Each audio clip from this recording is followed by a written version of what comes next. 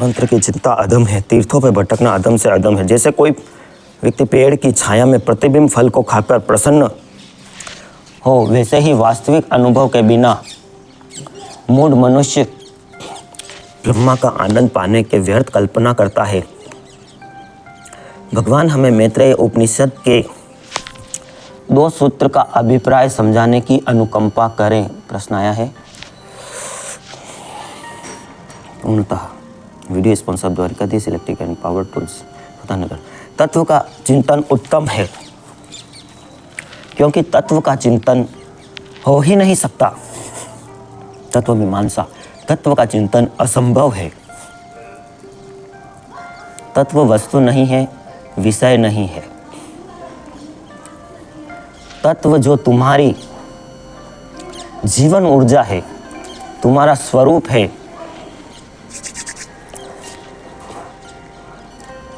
Video को share जरूर करें, सब्सक्राइब करें। वीडियो मिलते हैं छोटे से ब्रेक के बाद। तत्व का चिंतन नहीं होता, तत्व की चेतना होती है। तत्व का अनुभव ही तब होता है जब सब चिंतन छूट जाता है, सब चिंता छूट जाती है, सब विहार शून्य हो जाते हैं। जहाँ कोई तरंग नहीं होती, पर जहाँ चित्त निष्ठ तरंग होता है, वही अनुभूति है तत्व की। इसलिए मैत्रेय उपनिषद का यह सूत्र महत्वपूर्ण है। इशारा कर रहा है, लेकिन शब्दों में इशारा करना असंभव नहीं, तो कठिन है। दोस्तों, आज का सवाल तत्व मीमांसा क्या है और इसको आप अपने जीवन में कैसे प्रयोग कर सकते हैं।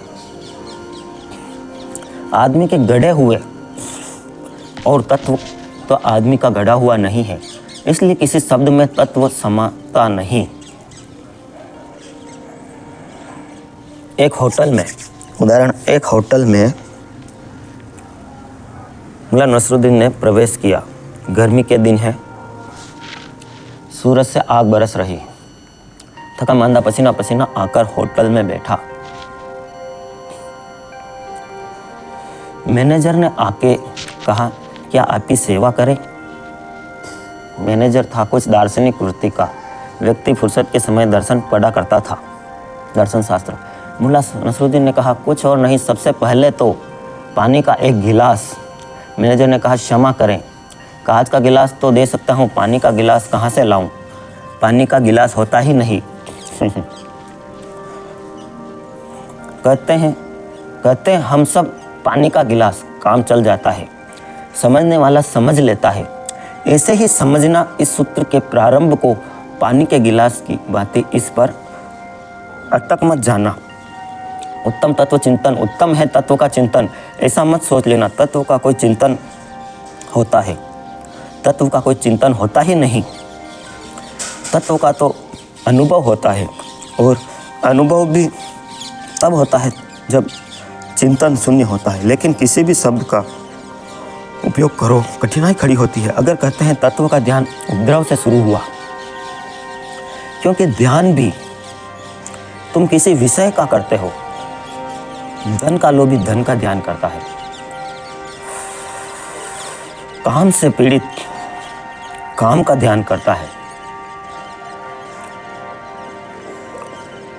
तत्व का कैसे ध्यान होगा? ध्यान तो विषय का होता है। मेरे पास लोग अगर पूछते हैं किसका ध्यान करें, राम का, कृष्ण का, बुद्ध का, महावीर का, किसका ध्यान करें, कौन सा ध्यान सार्थक होगा? शब्द ने भरमाया, शब्द ने खूब भरमाया है, सदियों से उलझाया है। जंगलों में भटके लोग कभी न कभी घर लौट आते हैं। शब्दों में भटके लोग उन्हें जन्मों जन्मों तक भटकते रहते हैं। फिर शब्दों और शब्द लगते चले जाते हैं। शब्दों में और कोई नई नई शाखाएं निकल आती है, नए नए पत्ते, नए नए फूल। शब्दों की श्रृंखला का कोई अंत नहीं। यह पूछना कि किसका ध्यान करें बुनियादी रूप से गलत सवाल है, मगर मैं उनकी मजबूरी समझता हूँ। वे हमेशा बाहर की भाषा में ही सोच सकते हैं, क्योंकि सारी भाषा बाहर के लिए है। भीतर तो मौन है, भीतर तो कोई भाषा होती नहीं, भीतर तो भाषा की कोई ज़रूरत भी नहीं। भाषा का उपयोग ही तब है जब हम किसी और से बोल रहे हों। इसलिए ब्रह्मांड सभी भाषाओं को समझता है। एक्चुअली भाषाओं को तो ब्रह्मांड समझता ही नहीं, वह हमारी भावनाओं को समझता है। अब आपकी भावना है कि अंदर से कि हाँ मैं गरीब हूँ, और आप कहते हैं कि मैं पैसे वाला बन जाऊँ। आप रोज़ सुबह अफर्मेशन करते हैं, लेकिन वो आपके अंदर की भावना को पकड़ रहा है। आपको पहले से ये समझना होगा कि हाँ मैं सिद्ध हूँ, मैं अमीर हूँ, और ईश्वर का धन्यवाद देना हुआ। तब तो मीमांसा को और आगे समझते हैं। जहाँ मैं और तू भाषा की उपदेता देता है, जहाँ तू है वहाँ भाषा है, और जहाँ एक ही बचा वहाँ कैसी भाषा, जहाँ तो मौन रह जाता है, इसे अद्वैतवाद भी कहते हैं। इसलिए मैं कहता हूँ परमात्मा तो एक ही है, वहाँ बोलकर चूक जाओगे। मौन से बोलो, ना बोल पाओगे। वहाँ एक शब्द भी उठ गया तो जमीन और आसमान का फैसला हो जाएगा, वहाँ बोलना ही मत। पश्चिम के बहुत बड़े विचारक यहूदी दार्शनिक मार्टिन बुबर ने अपनी प्रसिद्ध पुस्तक में लिखा, पुस्तक का नाम है मैं और तू, आई एंड यू। इस सदी में लिखी गई महत्वपूर्ण किताबों में से एक है I and you. Video sponsor Dwarikadhish electric and power tools, आपकी अपनी शॉप, वार्ड 14।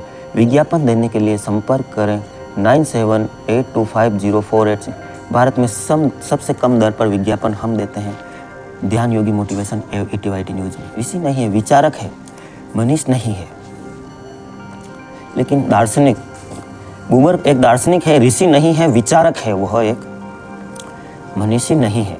सोचा है, समझा है, जाना नहीं, पहचाना नहीं, अनुभव नहीं, स्वाद नहीं, पिया नहीं। प्यास कैसी कि वैसी शब्दों की प्यास बुझ नहीं सकती। शब्दों से प्यास नहीं बुझती। किसी को प्यास लगी हो और तुम सिर्फ पानी की बातें करो, पानी का फार्मूला H2O बताओ, सुंदर सुंदर बातें करो, वर्षा के गीत गाओ, मेघ मल्हार छोड़ो, तो भी प्यास ना बुझेगी। प्यास बुझाने के लिए पानी को पीना पड़ेगा। भूख लगी हो तो पाक शास्त्र किसी काम के नहीं है। रूसी सूखी रोटी से ज़्यादा उपयोगी। रोटी खाओगे तो भूख बुझेगी। लेकिन परमात्मा के संबंध में हम पाक शास्त्र में उलझे तो ये क्या है वेद और क्या है कुरान, क्या है पुराण, क्या है बाइबल, क्या है गीता।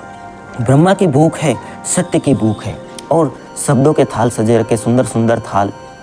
तुम भूखे बैठे हो और संगीत से रंगीन छाया पा हुआ है, तुम्हारे हाथ में पकड़ा दिया जाए, क्या करोगे? उल्टोगे पलटोगे, पेट तो ना भरेगा। मेनू से कभी किसी का पेट नहीं भरता। वैसे ही स्थिति दार्शनिक के चिंतन की होती है। बुबर ने किताब में बड़ी महत्वपूर्ण बात लिखी। परमात्मा और व्यक्ति के बीच जो प्रार्थना का संबंध है वह मैं और तू का संवाद है। लेकिन जहाँ मैं हूँ वहाँ तू हो, संवाद होता है। जहाँ तू है वहाँ मैं, वहीं विवाद होता है। संवाद तो वहाँ का है जहाँ मैं तू मिलके एक हो जाते हैं। जहाँ मैं नहीं तू नहीं, जहाँ दोनों गए, जहाँ अद्भुत बचा।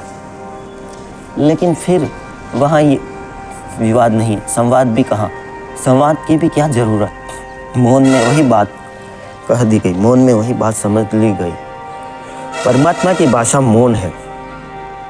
बुबर जिस प्रार्थना की बात कर रहे हैं वह प्रार्थना सच्ची नहीं है। मैं और तू का संवाद, यह कहते हैं प्रार्थना है। मैं तुमसे कहता हूँ तो तब तक यह कहता है, तब तक कहाँ प्रार्थना। जहाँ भी नहीं तू नहीं, जहाँ दोनों गए वहाँ कोई नहीं। यहाँ घर में सन्नाटा हो गया, वहाँ विवाद क्षीण, जहाँ संवाद क्षीण, जहाँ शून्य का साम्राज्य स्थापित हो गया।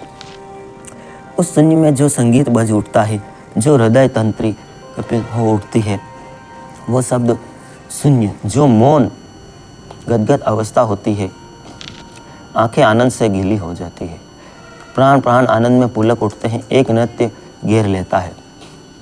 उस घड़ी का नाम प्रार्थना है, उसी घड़ी का नाम ध्यान है। ये शब्द ही अलग अलग है। प्रार्थना प्रेमी का शब्द है, ध्यान ज्ञानी का शब्द है। प्रार्थना मीरा का, चैतन्य का, राबिया का, जीसस का, जस्त्र का, ध्यान का, पतंजलि का, लाहोस्य का, महावीर का, बुद्ध का शब्द का ही भेद है।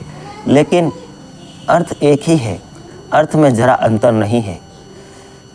एक जर्मन सेनापति दूसरे महायुद्ध के बाद अपने मित्र अंग्रेज सेनापति से बातें कर रहा था। उसने कहा कि पता नहीं हम क्यों हारे, यह बात राज ही बनी रहेगी, यह रहस्य कभी खुलेगा नहीं, क्योंकि शक्ति हमारे पास थी। वैज्ञानिक तकनीक से दृष्टि से हम तुमसे ज़्यादा संपन्न थे, फिर भी हम हारे और तुम जीत गए। यह बात गणित में बैठती नहीं।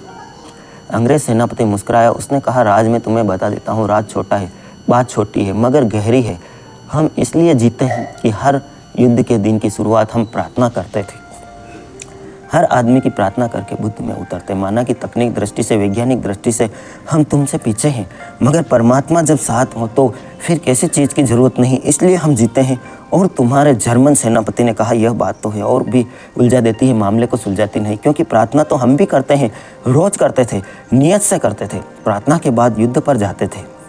अगर प्रार्थना से ही निर्णय होना तो हमारी प्रार्थना तुमसे कमज़ोर ना थी। अंग्रेज सेनापति तो खिलखिला के हंस पड़ा। उसने कहा तुम समझते नहीं बात, तुम प्रार्थना की किस भाषा में करते हो? स्वभावतः जर्मन ने कहा हम जर्मन भाषा में करते हैं। अंग्रेज ने कहा बस बात साफ हो गई, अरे भगवान जर्मन भाषा समझता है। हम अंग्रेजी में करते थे प्रार्थना, इसलिए हमारी बात पहुंच गई और तुम्हारी बात नहीं पहुंची। हंसो मत इस पर। सेनापति तो बुद्ध होते हैं, बुद्धू ना तो सेनापति ना हो।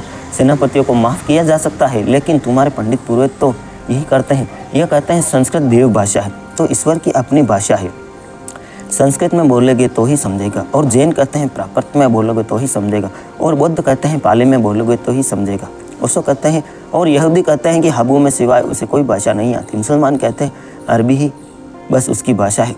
सब तो आदमियों को ईजाद है। अगर अरबी उनकी भाषा ना होती तो कुरान अरबी में क्यों उतरता? सारी भाषाएं आदमी की है, उसकी कोई भाषा नहीं होती। भगवान की कोई भाषा नहीं होती। भगवान की तो मौन ही उसकी भाषा है, भावनाएं उनकी भाषा है, और चिंतन मौन का अभाव है। तत्व को जानना हो तो शून्य होना होता है। इसलिए इस पहली बात को ठीक से समझ लें। उत्तम तत्व चिंतन, तत्व के चिंतन को उत्तम कहता है ऋषि, क्योंकि तत्व का चिंतन चिंतन ही नहीं होता। तत्व का चिंतन अर्थात चिंतन से रिक्त हो जाना, अचिंतन हो जाना।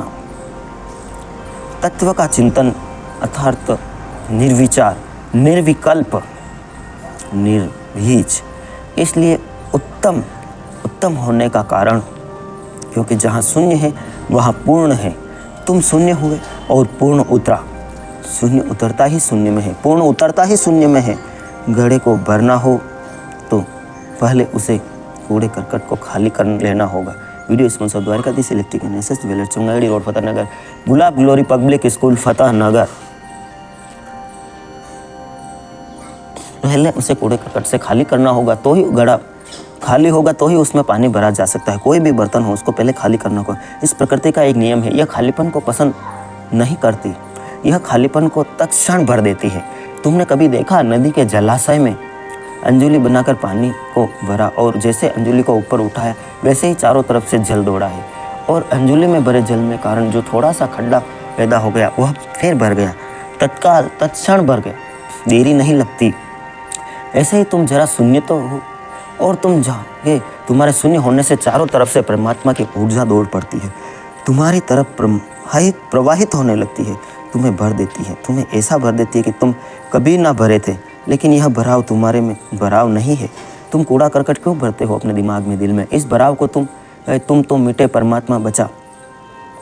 यह भराव यूं है जैसे कोई बांसुरी में गीत को बजाए, जैसे कोई बांसुरी में सुर छेड़ दे। बांसुरी तो खाली है, इसलिए तो स्वर उसमें प्रवाहित हो पाते। अगर कचरा भर दो तो कैसे बांसुरी बजेगी, कैसे उसमें से सुर प्रवाहित होंगे? तत्व के चिंतन को उत्तम कहा है, क्योंकि तत्व का चिंतन चिंतन ही नहीं है, वह शून्य है। मैं आप अपनी तलाश में हूँ, अपने स्वयं की। आप अपनी तलाश में हो, मेरा कोई रहनुमा नहीं है। मैं अपनी ही तलाश में हूँ, मेरा कोई रहनुमा नहीं है। वो क्या दिखाएंगे राह मुझको, तो क्या दिखाएंगे राह मुझको। जिन्हें कुछ अपना पता नहीं, मैं आप अपनी तलाश में क्यों हूँ। मेरा कोई रहनुमा नहीं है, वह क्या दिखाएगा राह मुझको, जिनका कुछ अपना नहीं है। मुसरतों की तलाश में है मगर यह जानता नहीं, मुसरतों की तलाश में है मगर यह दिल जानता नहीं। अगर गमे ज़िंदगी ना होती तो ज़िंदगी में मज़ा नहीं है। सूर सजदा नहीं है मुझको, सूर ए सजदा नहीं है मुझको, तू मेरे सजदों की लाज रखना। सूर ए सजदा नहीं है मुझको, तू मेरे सजदों की लाज रखना। यह सर तेरे आस्था से पहले किसी के आगे झुका नहीं। सूर ए सजदा नहीं मुझको, तू मेरे सजदों की लाज आज रखना। यह मेरे आस्था से पहले किसी के आगे झुका नहीं है, यह तेरी आस्था से पहले। यह इनके मंदिर, इनके मस्जिद पर परस्तों की सजदा, ये उनके मंदिर, ये इनकी मस्जिद, ये जरा परस्तों की सजदगाहों। अगर यह इनकी खुदा का घर है तो इनमें मेरा खुदा नहीं है। इनके मंदिर, इनकी मस्जिद और जर परस्तों की सजदगाह हूँ। अगर यह इनकी खुदा का घर है तो इनके मेरा खुदा नहीं है।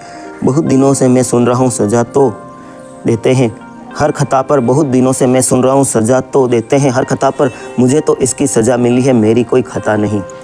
ये इनके मंदिर या इनकी मस्जिद, यह जर परस्तों की सजदा, अगर यह इनकी खुदा का घर है तो इनके मेरा खुदा का घर नहीं है। यह सूत्र बड़ा क्रांतिकारी है। इस सूत्र में बड़ी आग है। जल सको तो नए हो जाओ, जल सको इसमें तो नया जीवन मिल जाए। उत्तम तत्व चिंत, उत्तम है तत्व का चिंतन। मध्यम शास्त्र चिंतनम, और शास्त्र का चिंतन मध्यम नंबर 2 का। क्यों? क्योंकि शास्त्र के चिंतन का अर्थ होता है उदार बासा। किसी और ने जाना, किसी और ने जिया, तुमने तो सिर्फ सुना, तुमने तो सिर्फ जाना ही नहीं। किसी ने स्वाद लिया, तुम्हारे हाथ तो सिर्फ शब्द पड़े हैं। किसी ने अमृत पिया, अमृत पिया हुआ व्यक्ति तुम्हें सिर्फ बता सकता है, तुम्हारे हाथ में तो बस यह कोरी बात रह गई है, तुमने अमृत पिया नहीं है। जैसे कोई नदी के तट पर चलता है और रेत पर पदचिन्ह बन जाते हैं। आदमी तो गुजर जाता है पर पदचिन्ह पड़े रह जाते हैं। शास्त्र पदचिन्ह है समय की रेत पर, बुद्धों के पैरों के चिन्ह, मगर समय के इस बुद्ध को चलते हैं। और बुद्धों की पैरों के चिन्हों की कुछ बहुत भेद नहीं होता। एक तो बुद्ध के पैरों के चिन्ह ही है, वह उन पर अगर चले तो तुम ना पहुंच पाओगे, क्योंकि 2 व्यक्ति एक जैसे नहीं होते। इसलिए जिसने भी किसी दूसरे व्यक्ति का अनुसरण करने की चेष्टा की, उसने अपने भाग्य में हार लिख ली। उसने अपने को बर्बाद करने का इंतजाम कर लिया। सुनना सबकी, करना मन की, गुण अपनी, सुनना सबकी, गुण अपनी समझो। बुद्धों ने तो कहा हो, मगर लकीर के फ़कीर ना हो जाना। और शास्त्रों का अभ्यास लकीर का फ़कीर हो जाता है। उनकी आंखों पर शास्त्रों के चश्मे फट जाते हैं। इतने शास्त्र के शब्द उनके आंखों में इकट्ठे हो जाते हैं, उसे दिखाई ही पढ़ना बंद हो जाता है। शास्त्रों ने जितने लोगों को अंधा किया है उतना किसी और चीज़ ने नहीं। उसको कहते हैं इस दुनिया में शास्त्री अंधों की भीड़ है, परम चैतन्य को कोई नहीं जानता। जन्मट अलग, शास्त्रों का कारण अंधे हैं। मगर किताबों को आंखों पर रख लोगे तो देखोगे कैसे। Video sponsor Dwarikadhish electric ward 14 Fatehnagar, Gulab glory public school Fatehnagar, Nirmal medical Fatehnagar. और फिर किताबों 1 2 तो ठीक, बहुत किताबें और किताबों पर किताबें हैं। कितनी किताबें पढ़ोगे, पहाड़ खड़े हो जाएंगे तुम्हारी आंखों पर सिद्धांतों के, शब्दों के, जालों के। और फिर तुम शब्दों के जालों को बुनते बुनते रहते हो। तुम्हें यह दिखाई पड़ता है जो सामने खड़ा है, जो चारों तरफ से तुम्हें घेरे हुए है, तुम्हारे भीतर भी है और जो तुम्हें बाहर भी है, जिसके अतिरिक्त कुछ भी नहीं। यह तत्व फिर तुम्हें दिखाई नहीं पड़ता। शास्त्र का चिंतन मध्यम है नंबर 2 का। जिसकी हिम्मत ना हो तत्व में उतरने के लिए, उस कायर के लिए शास्त्र चलो कुछ ना। तो बुद्धों के वचन ही दोहराते रहो। हालांकि जितने भी दोहराओगे तुम लाते रहोगे। तोता कितना भी राम राम जप ले तो भी परमात्मा की अनुभूति को उपलब्ध न हो पाएगा। तुम तोतों की तरह रटो मत। तुमने सुना है वाल्मीकि तो राम का उल्टा जप के भी परमात्मा को अनुभव पा लिए। मरा मरा जपा और पहुंच गए राम राम पर। तोते शुद्ध राम राम जपते हैं फिर भी नहीं पहुंचते। भावना क्या है, बात क्या है बताओ। सवाल तुम क्या जपते हो इसका नहीं है सवाल, भाव का है, प्रगाढ़ता का है, तन्मयता का है, तल्लीनता का है, ओतप्रोत होने का है, डूबने का है, रंग जाने का है। तोता कहता है राम राम, वह सिर्फ ऊपर ऊपर की बातें हैं, मगर बस वह कह रहा है, वह दिल से अनुभव नहीं कर सकता। मैंने सुना आधी रात में एक व्यक्ति थका मांदा एक होटल के द्वार पर खटखटाया। मैनेजर ने कहा आधी रात है, तुम्हें लौटाऊं यह भी अच्छा नहीं लगता। थके मांदे दूर से आए हो, भूखे प्यासे हो तो यह मैं देख सकता हूँ चेहरे से, लेकिन सब कक्ष तो भरे हुए हैं। इतना ही कर सकता हूँ अगर तुम राजी हो। एक कक्ष में 2 बिस्तर हैं, लेकिन एक यहूदी धर्मगुरु, एक रबाई उसमें ठहरा हुआ है। आदमी भला है इसलिए इनकार ना करेगा। तुम भी सो सकते हो उसी के साथ। वह युवक इतना थका मांदा था, उसने कहा मुझे सिर्फ सोना है, पास में कोई भी हो, कुछ थोड़ा खाने पीने को दे दो, फिर मैं जाकर सो जाऊं। यह ऊपर कमरे में पहुंचाया गया। देख के हैरान हुआ, थोड़ा चिंतित भी हुआ। थोड़ा किम कर्तव्य विमोर भी मालूम हुआ, क्योंकि रबाई यहूदी धर्म गुरु उसके पलंग के बगल में घुटने टेके परमात्मा की प्रार्थना में लीन था। 2 पलंग थे कमरे में, कौन सा पलंग मैं चुनूं? एक युवक के मन में सवाल उठा। उस युवक के मन में धर्मगुरु ने पूछ लेना जरूर है, क्योंकि वह पहले से वहाँ रुका हुआ और पता नहीं उसने कोई बिस्तर चुनी हो। मगर वह कर रहा है प्रार्थना, टोकूं भी तो कैसे टोकूं? और पता नहीं ये प्रार्थना कितनी देर चलेगी, क्योंकि वह लीन मालूम हो रहा है, जल्दी ही टूटने वाली नहीं मालूम होती। उसने सोचा, हिम्मत की और उसने कहा, परम पूज्य, बाधा तो नहीं देनी चाहिए आपकी प्रार्थना में, लेकिन मजबूर है, सिर्फ इतना इशारा कर दो, कौन सा बिस्तर मैं चुनूं? इस पलंग को या इस पलंग को? डरते डरते पूछ रहा था, लेकिन धर्मगुरु ने प्रार्थना भी जारी रखी और हाथ से इशारा भी कर दिया। वह दूसरा बिस्तर तुम चुन लो, ऐसे इशारा कर दिया। युवक निश्चिंत हुआ, बिस्तर ठीक ठीक करके लेटने जा रहा था। फिर उसके मन में थोड़ी परेशानी हुई, प्यास लगी थी। कि उठा, खटखट करके पानी पी ले, प्रार्थना में बाधा पड़ेगी, पूछ लेना उचित है। उसने कहा, परम पूज्य गुरुजी, प्यास लगी है, क्या मैं पानी पी सकता हूँ? धर्मगुरु ने प्रार्थना जारी रखी और हाथ से सारा, क्या? हाँ पियो, इशारा कर दिया, हाँ पियो। जरा युवक की हिम्मत फिर बढ़ी। उसने कहा, महामहिम, इतना और बता दे, क्या मैं अपनी लड़की को भी प्रासंगिक ला सकता हूँ? धर्मगुरु ने प्रार्थना जारी रखी। प्रार्थना चल रही थी। वह video sponsor Dwarikadhish electric and power. दोस्तों, आप वीडियो में कमेंट नहीं करते हैं, कमेंट जरूर करें, एक लाइक करें और वीडियो से ज़्यादा शेयर करें। और शब्दों पे ना जाएं, भावनाओं पे जाएं। मित्रों, गुरु से प्रार्थना की और हाथ से इशारा किया और ले प्रार्थना चल रही थी और यह सब कारोबार भी चल रहा था। अपनी शुद्ध प्रार्थना पढ़ी जाए, बिल्कुल पढ़ी जाए तो भी क्या, यह प्रार्थना कंठ तक भी नहीं जा रही थी, हृदय तो बहुत दूर। प्रार्थना में इतने सारे काम भी हो रहे थे, प्रार्थना में कुछ भीग ही नहीं रहा था। यह व्यर्थ की बकवास है। प्रार्थना ऐसे करो कि आपको पूरा संसार दिखाना बंद हो जाए, सुनना बन जाए। शास्त्रों को तुम दोहरा सुन सकते हो, कंठस्थ कर सकते हो। कंठ तक भी नहीं जा रही प्रार्थना तो क्या हृदय में उतरेगी? काश इतना आसान होता। हम औरों के शब्दों को सीख कर सत्य को जान लेते हैं। दुनिया ने कभी सत्य को जान लिया होगा, सारे लोगों ने जान लिया होगा, एक ही अज्ञान न बसता। इस पृथ्वी पर सब जलते हुए दिखाई देते हैं। दिवाली मनाई जा रही है, हर फूल खिला होगा, सुगंध की सुगंधी होगी, हर वाणी वीणा बजती होगी, संगीत ही संगीत होना, अनाहत नाद होना, अनाहत विश्राम होता। शास्त्र तो सभी जानते हैं, हिंदू गीता पढ़ रहा है, मुसलमान कुरान पढ़ रहा है, ईसाई बाइबल पढ़ रहा है, सभी जानते हैं शास्त्र, लेकिन कहीं कुछ भीगता नहीं, हृदय कहीं डुबकी नहीं मारता। शब्दों में डुबकी लगाओगे भी तो कैसे? अंधेरे कमरे में दिए की तस्वीर टांग भी लो, रोशनी तो नहीं हो जाएगी? लाख सुंदर तस्वीर हो तो भी तस्वीर है। शास्त्रों के साथ बहुत खतरा है। खतरा यह कि जब कोई व्यक्ति प्रबुद्ध को उपलब्ध होता है तो अनुभूति होती है, मौन में, आपको दिल से। ओशो यहाँ कहते हैं कि वो कोई शास्त्रों का विरोध नहीं कर रहे हैं, लेकिन आप दिल से क्या कर रहे हैं? आप प्रार्थना करते हुए भी सारे काम कर रहे हैं, सभी देख रहे हैं, सभी सुन रहे हैं, उनकी भावनाओं को समझिए। दोस्तों, वीडियो अगर अच्छी लगी हो तो एक छोटा सा लाइक और कमेंट जरूर करें। आप सबके भीतर बैठे परमपिता परमेश्वर को प्रणाम करता हूँ। दूसरा भाग देखने के लिए सब्सक्राइब करें और एक छोटा सा कमेंट जरूर करें। मैं हूँ योगी और आप देख रहे हैं Dhyan Yogi motivation. Dwarikadhish electric and power tools, Fateh Nagar, ward 14। सभी प्रकार के खर्राटे, fan, cooler, spare, ICU, Orient, पंखे, सिगड़ी,